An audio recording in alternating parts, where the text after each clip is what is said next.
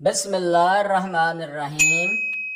اور انہیں نبی کریم صلی اللہ علیہ وآلہ وسلم کی پاک بیوی حضرت عائشہ صدیقہ رضی اللہ تعالیٰ عنہ نے کہ حضور صلی اللہ علیہ وآلہ وسلم نے ان سے فرمایا کہ تجھے معلوم ہے جب تیری قوم نے کعبہ کی تعمیر کی تو بنیادیں ابراہیم کو چھوڑ دیا تھا۔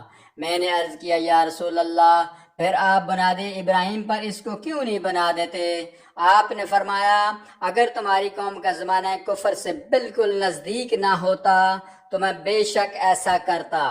عبداللہ بن عمر رضی اللہ تعالیٰ عنہ نے کہا کہ اگر از عائشہ صدیقہ رضی اللہ تعالیٰ عنہ نے یہ بات رسول اللہ صلی اللہ علیہ وآلہ وسلم سے سنی ہے اور یقیناً حضرت عائشہ رضی اللہ تعالیٰ عنہ سچی ہیں، تو میں سمجھتا ہوں یہی وجہ تھی جو حضرت صلی اللہ علیہ وآلہ وسلم حتیم سے متصل جو دیواروں کے کونے ہیں ان کو نہیں چومتے تھے، کیونکہ خانہ کعبہ ابراہیمی بنیادوں پر پورا نہ ہوا تھا۔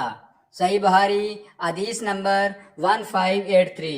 دوسری حدیث میں ہے رسول اللہ صلی اللہ علیہ وآلہ وسلم نے فرمایا عائشہ رضی اللہ تعالیٰ عنہ اگر تیری قوم کا زمانہ جاہلیت ابھی تازہ نہ ہوتا تو میں بیت اللہ کو گرانے کا حکم دے دیتا تاکہ نئی تعمیر میں اس حصے کو بھی داخل کر دوں جو اس سے باہر رہ گیا ہے، اور اس کی کرسی زمین کے برابر کر دوں اور اس کے 2 دروازے بنا دوں، ایک مشرق میں اور ایک مغرب میں۔ اس طرح ابراہیم علیہ السلام کی بنیاد پر اس کی تعمیر ہو جاتی۔ عبداللہ بن زبیر رضی اللہ تعالیٰ عنہ کا کعبہ کو گرانے سے یہی مقصد تھا۔ یزید نے بیان کیا ہے میں اس وقت موجود تھا جب عبداللہ بن زبیر رضی اللہ تعالیٰ عنہ نے اسے گرایا تھا اور اس کی نئی تعمیر کر کے حتیم کو اس کے اندر کر دیا تھا۔ میں نے ابراہیم علیہ السلام کی تعمیر کے پائی بھی دیکھے جو اونٹ کی کوہان کی طرح تھے۔ جریر بن حازم نے کہا کہ میں نے ان سے پوچھا ان کی جگہ کہاں ہے؟ انہوں نے فرمایا کہ میں ابھی دکھاتا ہوں۔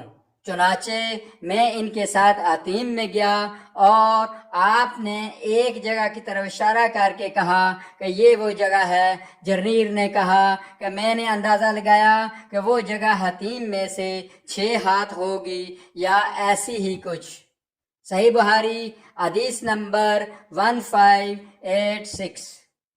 چینل کو سبسکرائب کر دیا کریں تاکہ آپ تک حدیث مبارکہ بر وقت پہنچ سکیں۔